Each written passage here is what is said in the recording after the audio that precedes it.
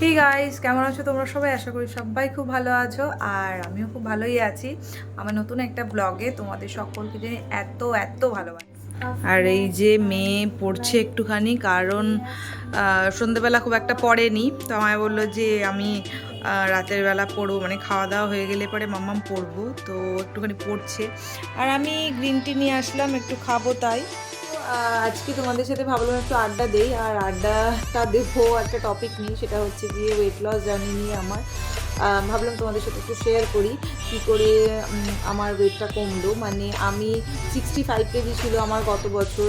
তো যখন গত বছর যখন পুজোর সময়, তখন আমি ওয়েট চেক করি, তো দেখি 65। আর আমার মানে দেখে ভীষণ আমার টেনশন হয়ে যায়, 65 কেজি ওয়েট হয়ে গেছে। তো আমার হাইট 5'4". তো যাই হোক, সেইভাবে আমি ভাবলাম যে না, একটু ওয়েটটা একটু কমাতে হবে। তো তারপর থেকে শুরু করলাম, মানে ওয়েট লস জার্নি আমার তারপর থেকে শুরু হলো। তো এবার তোমাদের একটা কথা বলে রাখি যে আমরা মনে করি 1 মাস ডায়েট করি আমাদের ওয়েটটা কমে যাবে, এরকম কিন্তু একদম না। মানে আমার ক্ষেত্রে এরকম হয়নি, আমি জানি না কার কার ক্ষেত্রে হয় যে 1 মাস পর থেকে ওয়েট কমতে শুরু করে দেয়। আমার হয়নি। আমার কিন্তু বেশ খানিকটা টাইম লেগেছিলো। মানে ডায়েট করার সাথে সাথেই যে ওয়েট কমবে এরকম ব্যাপার না, একটা টাইম লাগে, একটা মানে টাইমের পর থেকে ওয়েটটা কমতে শুরু করে। আমার প্রায় 2-3 মাস পর থেকে ওয়েট ধীরে ধীরে ধীরে ধীরে কমতে শুরু করেছিল। এবার ধীরে ধীরে কমতে কমতে তারপরে যখন একবার কমা স্টার্ট হয়, তখন কিন্তু ব্যাপারটা স্মুথ হচ্ছে 58।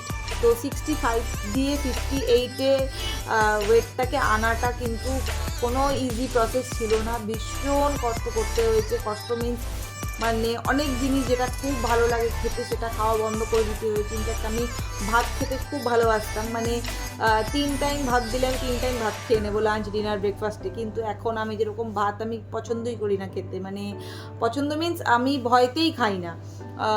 তো সেটাই বলবো, সকালবেলা যে কোনো একটা ডিটক্স ওয়াটার আমি খাই, সেটা অ্যাপেল সিডার হতে পারে, বা ফ্লেক্স সিড খাই, বা কখনো চিয়া সিড খাই, বা মানে লেবু দিয়ে গরম জলের মধ্যে উষ্ণ গরম জলে লেবু দিয়ে যেটা হয় সেটাও খাই। তো এইগুলো খাই, বা লাউয়ের রস খাই কখনো। তো এটা একটা ডিটক্স ওয়াটার সকালে খাই। আর তারপরে খাই একটা গ্রিন টি, মানে বড় কাপের একটা গ্রিন টি, তার সাথে একটা ক্রিম কেকার।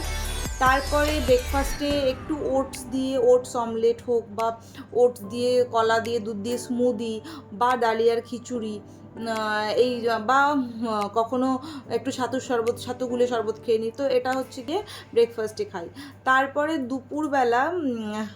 দুপুরবেলা যেটা খাই সেটা হলো গিয়ে, মানে ছোট্ট একটা চাইনিজ বোল যেগুলো হয় না, একদম ছোটো ছোটো বাটি, সেই বাটির 1 বাটি ভাত, আর সবজি টবজি মাছটা যেটা থাকে রান্না হয় সেটা খাই, সেটা পেট ভরে খাই। তো ভাতটা তখন মানে একদম অল্প খাই, মানে কার্বস ব্যাপারটা না, আমি একদমই কম খাই, একদম। আর তারপরে সন্ধেবেলা আবার গ্রিন টি খাই। আচ্ছা, সন্ধেবেলা আবার গ্রিন টি খাচ্ছি, তার সাথে একটুখানি কখনো যদি খিদে পাই একটু মুড়ি খাই। আচ্ছা, তারপরে রাতের বেলা যে ডিনারটা করি, ডিনারটা আমি 8:30-9টার মধ্যে আমি ডিনারটা করে ফেলি। তো কী খাই, সেটা হচ্ছে গিয়ে রাতের বেলা খাই শুধু একটু সবজি, যেটা দুপুরবেলা যে সবজিটা রান্না করা থাকে সেটাই আমি রাতের বেলা খাই। আমি কোনো রকম ভাতও খাই না, রুটিও খাই না, আমি রাতের বেলা খুব রেয়ার খাই, যদি কোনো জায়গায় নিমন্ত্রণ করে তখন হয়তো গিয়ে খেলাম, বা হয়তো মানে খুব কম খাই। ভাতটা তো রাতের বেলা এখন খাওয়াই হয় না। তো কখনো মানে কখনো যদি কি বলবো, ওই রেয়ারই খাওয়া হয় রাতের বেলা ভাত বা রুটিটা। তো এই হচ্ছে গিয়ে আমার টোটাল যে মানে খাওয়া দাওয়ার যে শিডিউল, আমি এরকমভাবেই খাই। তো এটা জানি কোনো প্রপার ডায়েটের মধ্যে পড়ে না, কিন্তু আমি এরকমভাবেই করে এসেছি। আর হ্যাঁ, যেটা খেতে হবে সেটা হচ্ছে প্রচুর জল খেতে হবে। জল না খেলে কিন্তু ওয়েটটা মানে কমতে চায় না। তো প্রচুর পরিমাণে জল খেতে হয়, পার ডে 3 থেকে 4 লিটার জল খেতে হয়। আর একটা যেটা অবশ্যই করতে হয়, প্রত্যেককে করা উচিত, সেটা হচ্ছে গিয়ে প্রতিদিন একটু একটু করে এক্সারসাইজ করা উচিত। সেটা তোমরা 15 মিনিটস করো, বা 10 মিনিটস করো, বা 20 মিনিট, যার যেরকমভাবে তোমরা পারো, কিন্তু প্রত্যেকটা দিন কিছু কিছু ব্যায়াম আছে, বা কিছু কিছু এক্সারসাইজ আছে, যেটা করা উচিত। আমিও করি। আমার মানে কি বলবো, ওই এটা ম্যানিয়া টাইপের হয়ে গেছে। এটা মানে ভালো লাগলেও আমার এক্সারসাইজ করতে হবে, ভালো না থাকলেও, মানে শরীরটা খারাপ লাগলেও মনে হয় যেন না, একটু গিয়ে 10 মিনিট কি 15 মিনিটে এক্সারসাইজটা করি। এটা মানে আমার ক্ষেত্রে আমি বলবো না এটা সবাইকে করতে, বাট আমার মনে হয় প্রত্যেকেরই একটু মানে পার ডে কিছু না কিছু এক্সারসাইজ করা উচিত। আমরা যতই বাড়িতে খাটাখাটনি করি না কেন, কিন্তু ওয়েট রিডিউস যদি করতে চাও তাহলে একটু এক্সারসাইজ কিন্তু করতে হবে। তো ব্যাস এই ছিল আমার ওয়েট লস জার্নি।